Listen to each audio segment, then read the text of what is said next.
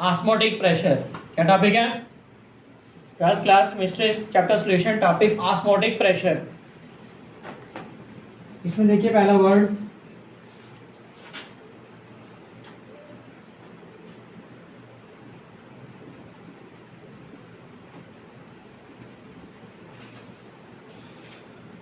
Membrane या permeable membrane. Normal membrane का मतलब क्या होता है? फिल्टर। जैसे आप चाय बनाते हैं, फिल्टर यूज करते हैं, उसको फिल्ट्रेट करते हैं। जैसे छोटी सी देखिए, मेम्ब्रेन या परमेबल मेम्ब्रेन एक ऑर्डिनरी फिल्टर होते हैं जिनमें से सल्यूट और सॉल्वेंट दोनों के दोनों पास हो जाएंगे। मेम्ब्रेन या semi permeable membrane ordinary filter paper होते हैं, ऑर्डिनरी फिल्टर्स होते हैं जिनमें से सल्यूट और सॉल्वेंट दोनों के दोनों पास हो जाते हैं। जैसे एग्जांपल, आप ग्लूकोज वाटर बनाते हैं या साल्ट सॉल्यूशन बनाते हैं, नमक वाला पानी।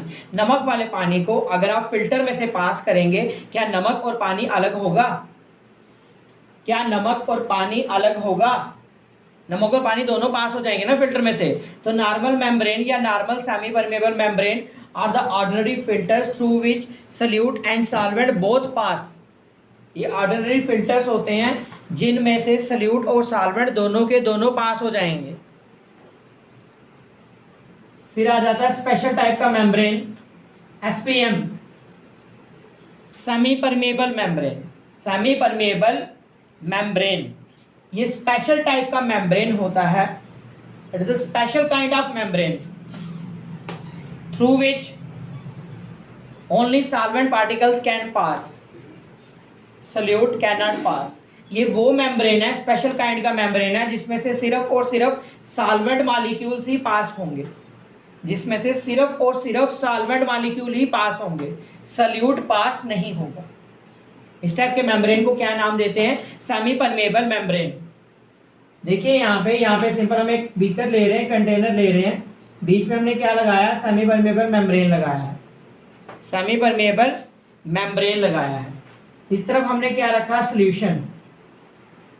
इस तरफ हमने सॉल्यूशन रखा। सॉल्यूशन में दो कंपोनेंट होते हैं, एक सॉल्वेंट, एक सल्यूट। सॉल्वेंट और सल्यूट। इधर हमने क्या रखा? सॉल्वेंट। तो इसमें से ये क्या बन कर रहा है? सॉल्वेंट। ये क्या बन कर रहा है? सल्यूट। ये क्या आ गया? सॉल्वेंट। ये क्या आ गया? सल्यूट। तो जो सॉल्वेंट के मॉलिक्यूल्स होंगे वो इस तरफ से मूव करेंगे और कहाँ जाएंगे?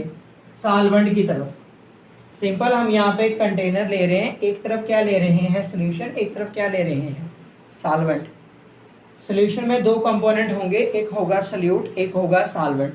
जो स्मॉल पार्टिकल्स हैं वो क्या रिप्रेजेंट कर रहे हैं? सॉल्वेंट। जो लार्ज पार्टिकल्स हैं वो क्या रिप्रेजेंट कर रहे हैं? सल्यूट। तो जितने भी सॉल्वेंट मॉलिक्यूल्स हैं वो सॉल्वेंट से कहाँ जाएंगे? दूसरी तरफ चले जाएंगे। कहाँ जाएंगे? दूसरी तरफ चले जाएंगे। फिर से देखिए, रिपीट कर रहा हूं।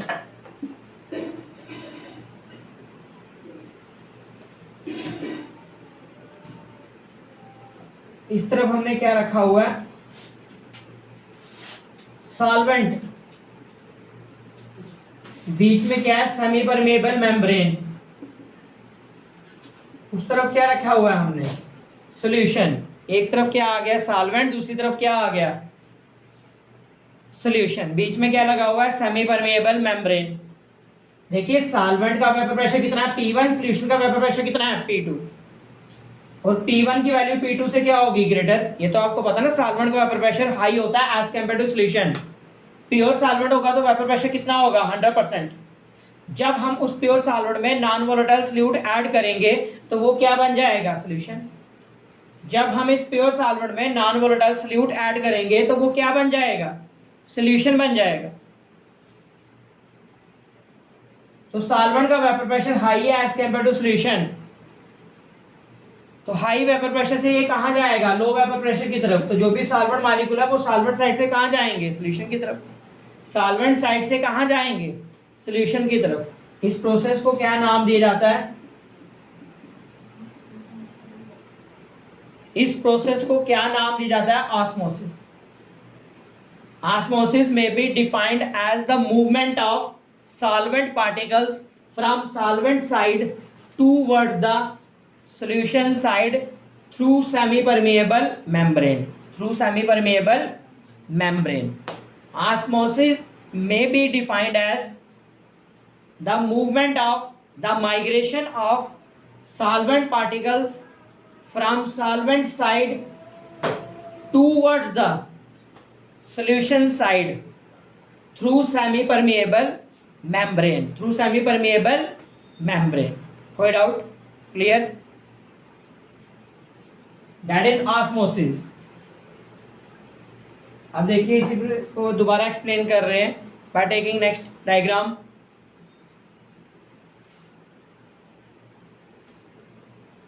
ये सिंपल एक बीकर आ गया, एक कंटेनर आ गया। इस कंटेनर को दो कंपार्टमेंट में डिवाइड कर दीजिए। बीच में क्या रख रहे हैं हम? Semi permeable membrane. इस कंटेनर को टू पार्ट्स में डिवाइड कर दीजिए। बीच में क्या रख रहे हैं हम? Semi permeable membrane.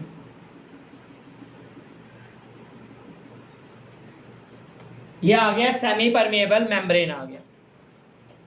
बाहर हम क्या रखेंगे? सॉल्वेंट। आउटर पोर्शन में हम क्या रखेंगे? क्या फिल करेंगे? सॉल्वेंट फिल करेंगे। और इनर साइड में हम क्या फिल करेंगे? सॉल्यूशन।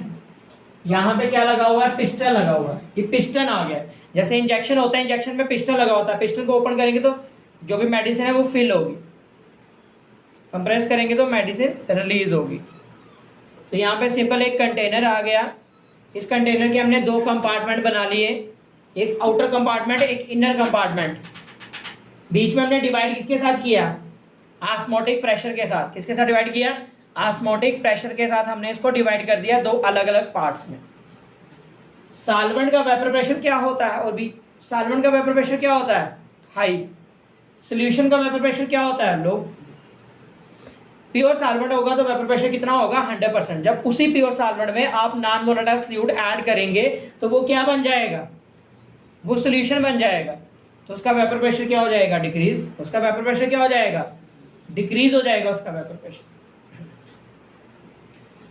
तो सॉल्वेंट साइड से मूव करेगा और कहां पे जाएगा? सॉल्यूशन की तरफ। क्यों जाएगा? क्योंकि सॉल्वेंट का वेपर प्रेशर क्या है? हाई। सॉल्यूशन का वेपर प्रेशर क्या है? लो। तो मूवमेंट होगी सॉल्वेंट की from solvent side towards the solution side to attain low vapour pressure. To attain low vapour pressure. इस प्रोसेस को क्या बोलते हैं? ऑस्मोसिस। क्या बोलते हैं इस प्रोसेस को? ऑस्मोसिस। जैसे ही इसमें एंटर करेगा तो ये पिस्टन कहाँ चला जाएगा? ऊपर चला जाएगा। ये पिस्टन प्रेशर की वजह से ऊपर चला जाएगा। ऑस्मोसिस जितनी होती है होने दीजिए। जब दोनों का वेपर प्रेशर, जब सॉल्वेंट और सॉल्यूशन का वेपर प्रेशर इक्वल हो जाएगा तो ऑस्मोसिस स्टॉप हो जाएगी, खुद पे खुद रुक जाएगी। और उस टाइम पे पिस्टन कहाँ पहुंच चुका है? यहाँ पे। अब हम क्या करेंगे नेक्स्ट स्टेप में? इस पिस्टन के ऊपर वेट रखिए। क्या रखना है? वेट। स्टोन रख दीजिए। इस पिस्टन के ऊपर हमने वेट रखा। जैसे हमने इस पिस्टन के ऊपर वेट रखा, ये पिस्टन अपनी पोजीशन पे वापस जाने लगा। जैसे हमने इसको प्रेशराइज किया, इसके ऊपर वेट रखा, ये पिस्टन वापस अपनी पोजीशन पे जाने लगा। जब ये पिस्टन अपनी पोजीशन पे वापस आया तो यहाँ पे प्रेशर लगा। उस प्रेशर की वजह से सॉल्यूशन के अंदर दो पार्ट थे, एक सॉल्यूट था, एक सॉल्वेंट था। जो भी सॉल्वेंट था वो वापस चला गया सॉल्वेंट की तरफ। Reverse osmosis. क्या बोलते हैं इसको? Reverse osmosis. जो भी यहाँ पे सॉल्वेंट आया था वो सारा का सारा सॉल्वेंट वापस चला गया अपनी पोजीशन पे। हमने क्या किया? इस पिस्टन पे हमने वेट रखा, प्रेशर रखा। इस वेट की वजह से पिस्टन कंप्रेस हुआ और अपनी पोजीशन पे वापस चला गया। जब ये यहाँ पे आया तो यहाँ पे जो प्रेशर क्रिएट हुआ, उस प्रेशर ने क्या किया? जो भी एक्स्ट्रा सॉल्वेंट सॉल्यूशन में आया था वो सारा सॉल्वेंट वापस चला गया। Reverse osmosis. तो अगर हम स्टार्टिंग में ही इस पिस्टन के ऊपर ये पत्थर रख देते, ये स्टोन प्लेस कर देते, ये प्रेशर लगा देते, तो क्या ऑस्मोसिस हो पाती? नहीं हो पाती। जब हमने इसके ऊपर पत्थर रखे, ये सॉल्वेंट सॉल्यूशन की तरफ जाने की कोशिश करता, ये सॉल्यूशन ऊपर जाने की कोशिश करता, पिस्टन ऊपर जाने की कोशिश करता, लेकिन पिस्टन के ऊपर क्या पड़े थे? स्टोन पड़े हैं ना, वेट पड़ा ना। क्या पिस्टन ऊपर जाने की जा पाता? ऊपर पत्थर पड़े हैं, क्या पिस्टन मूव कर पाता अपवर्ड? ये पिस्टन अपवर्ड मूव नहीं कर पाता। यहाँ पे सॉल्यूशन क्लोजली पैक्ड है, कोई स्पेस नहीं है, क्योंकि पिस्टन ऊपर नहीं गया। जब यहाँ पे फ्री स्पेस नहीं है तो क्या सॉल्वेंट इस सॉल्यूशन में इन कर पाएगा? क्या सॉल्वेंट सॉल्यूशन की तरफ जा पाएगा? नहीं। समझ आया क्या बोला? सिंपल बच्चे, एक कंटेनर है, उसके दो कंपार्टमेंट बना दिए सेमी परमेबल मेम्ब्रेन को यूज करके। आउटर पोर्शन में क्या है? सॉल्वेंट। इनर पोर्शन में क्या है? सॉल्यूशन। सॉल्वेंट का वेपर प्रेशर हाई है, वो हाई वेपर प्रेशर होने की वजह से कहां पे जाएगा? सॉल्यूशन की तरफ। सारा सॉल्वेंट अंदर जा रहा है। इस सॉल्वेंट के इन जाने की वजह से पिस्टन कहां चला गया? ऊपर चला गया। इस प्रोसेस को क्या बोलते हैं? ऑस्मोसिस। ऑस्मोसिस को होने दीजिए। ये तब तक होगी जब तक सॉल्यूशन और सॉल्वेंट का वेपर प्रेशर इक्वल ना हो जाए। जब इन दोनों का वेपर प्रेशर इक्वल हो जाएगा तो ऑस्मोसिस बंद हो जाएगी ना। जब ऑस्मोसिस खुद पे खुद स्टॉप होगी तो अब हम क्या करेंगे? इस पिस्टन के ऊपर वेट रखेंगे, स्टोन रखेंगे, प्रेशर क्रिएट करेंगे। इन स्टोन की वजह से ये पिस्टन अपनी पोजीशन पे वापस आएगा। जो भी एक्स्ट्रा सॉल्वेंट यहां आया था वो सारा एक्स्ट्रा सॉल्वेंट वापस चला जाएगा, सॉल्यूट कहीं नहीं जाएगा, क्योंकि मेम्ब्रेन में से सॉल्यूट पास नहीं होता। हमने ऑस्मोसिस को रिवर्स कर दिया। अगर हम स्टार्टिंग में ही ये प्रेशर लगा देते तो क्या सॉल्वेंट सॉल्यूशन की तरफ जा पाता? नहीं। कैसे जाता? क्या ये पिस्टन ऊपर जाता? नहीं। क्या ये सॉल्यूशन उस सॉल्वेंट को अंदर आने के लिए स्पेस प्रोवाइड कर पाता? नहीं। तो ये सॉल्वेंट अंदर नहीं जाता, तो ऑस्मोसिस नहीं होती ना। तो इस प्रेशर की वजह से हमने ऑस्मोसिस को स्टॉप किया। तो जो एक्स्ट्रा प्रेशर हमने अप्लाई किया ऑस्मोसिस को स्टॉप करने के लिए, उस एक्स्ट्रा प्रेशर को क्या नाम दिया जाता है? Osmotic pressure. क्या नाम दिया जाता है? Osmotic pressure. ऑस्मोटिक प्रेशर में be defined as the extra pressure which must be applied on the piston so as to prevent osmosis। Osmosis को रोकने के लिए जो एक्स्ट्रा प्रेशर हम लगाते हैं उस एक्स्ट्रा प्रेशर को क्या बोलते हैं? Osmotic pressure. देखिए, ऑस्मोटिक प्रेशर को रिप्रेजेंट किसके साथ करते हैं? पाई के साथ। ये किसके डायरेक्टली डिपेंड्स करता है? मोल फ्रैक्शन ऑफ सॉल्यूट के। Osmotic pressure directly depends upon mole fraction of solute. बच्चे, जितना ज्यादा सॉल्यूट होगा उतना वेपर प्रेशर डिफरेंस क्रिएट होगा ना, और जितना डिफरेंस होगा उतनी मूवमेंट होगी। अगर इसका वेपर प्रेशर 100 है, उसका वेपर प्रेशर 99 है, तो कितनी मूवमेंट होगी? थोड़ी सी। अगर इसका वेपर प्रेशर 50 है तो मूवमेंट ज्यादा होगी ना, क्योंकि प्रेशर डिफरेंस 50 हो चुका है। तो जितना ज्यादा आप सॉल्यूट ऐड करोगे उतना ज्यादा वेपर प्रेशर में डिफरेंस होगा। जितना ज्यादा वेपर प्रेशर में डिफरेंस होगा उतना ज्यादा मूवमेंट होगी। जितनी ज्यादा मूवमेंट होगी उतना एक्स्ट्रा प्रेशर लगाना पड़ेगा ना उसको स्टॉप करने के लिए। ये समझ आ गया पॉइंट? तो osmotic pressure directly depends upon mole fraction of solute. It also directly depends upon temperature. आपने पढ़ा हुआ हाई टेम्परेचर पे ज्यादा वेपर्स बनते हैं ना। जितना ज्यादा टेम्परेचर इंक्रीज करोगे वेपर्स उतने ज्यादा बनेंगे। जितने ज्यादा वेपर्स बनेंगे उतना ज्यादा वेपर प्रेशर होगा। प्रेशर किसके इनवर्सली प्रोपोर्शनल करता है? वॉल्यूम के। बॉयल्स लॉ पढ़ा ना? Boyle's law, pressure and volume are inversely proportional to each other. पूछना कुछ? इनको कंबाइन करिए। पाई किसके डायरेक्टली डिपेंड्स करेगा? X A T upon V A. Proportionality के साइन को खत्म करके इक्वलिटी का साइन लगाएंगे तो क्या लगेगा? आर। ये आर क्या रिप्रेजेंट कर रहा है?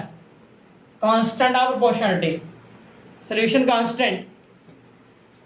Next step, R T upon V ए।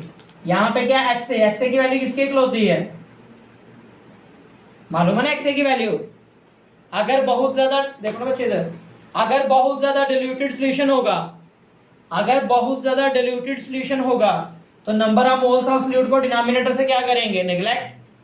अगर बहुत ज्यादा डिल्यूटेड सॉल्यूशन होगा तो number of moles of solute को डिनोमिनेटर से क्या करेंगे? नेग्लेक्ट। तो पाई की वैल्यू किसके इक्वल आ जाएगी? आर टी अपॉन वी ए। यहाँ पे क्या आ गया? N upon N. पाई की वैल्यू किसके इक्वल आएगी? R T N upon V. बच्चे, ये वी ए क्या है? Volume of single mole. ये क्या है? Total number of moles. दोनों को मल्टीप्लाई करेंगे तो क्या मिलेगा? Total volume. वी ए क्या है? Volume of single mole. N क्या है? Number of moles. इन दोनों को मल्टीप्लाई करेंगे तो क्या मिलेगा? Total volume. इन दोनों को मल्टीप्लाई करेंगे तो क्या मिलेगा? Total volume. N upon V किसके इक्वल होता है? बोलिए, एन अपॉन वी किसके इक्वल होता है? पढ़ा ना मोलैरिटी के बारे में? Number of moles of solute dissolve per litre of solution. Number of moles of solute dissolve per litre of solution को क्या बोलते हैं? Molarity. Molarity is the form of concentration. Molarity is the form of concentration. तो उसकी जगह C लिख सकते हैं। आर कांस्टेंट है, टी कांस्टेंट है, तो पाई किसके डायरेक्टली डिपेंड्स कर रहा है, सी के concentration. That is why osmotic pressure act as a colligative property. वो प्रॉपर्टी जिनकी वैल्यू कंसंट्रेशन के ऊपर डिपेंड करती है उनको क्या बोलते हैं, कॉलिगेटिव प्रॉपर्टी। यहाँ पे ऑस्मोटिक प्रेशर किसके डायरेक्टली डिपेंड्स कर रहा है, कंसंट्रेशन पे, that is why it act as a colligative property.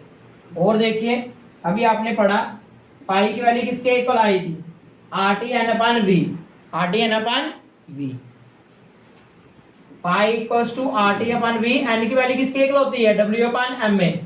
Number of moles of solute की वैल्यू क्या होती है, mass of solute upon molecular mass of solute. हमें मॉलिक्यूलर मास डिटरमाइन करना है, Ma को इधर शिफ्ट करिए, RT/V W/पाई। तो मॉलिक्यूलर मास और कॉलिगेटिव प्रॉपर्टी इनवर्सली प्रोपोर्शनल कर रहे हैं ना एक दूसरे के। Bye knowing the other values molecular mass can also be determined, bye knowing the value of colligative property and other values molecular mass can also be determined. तो colligative property की second property में आपने यही पढ़ा था कि colligative property को use करके हम मॉलिक्यूलर मास को डिटरमाइन कर सकते हैं। तो by knowing the value of colligative property molecular mass can also be determined. Clear है? Thank you student.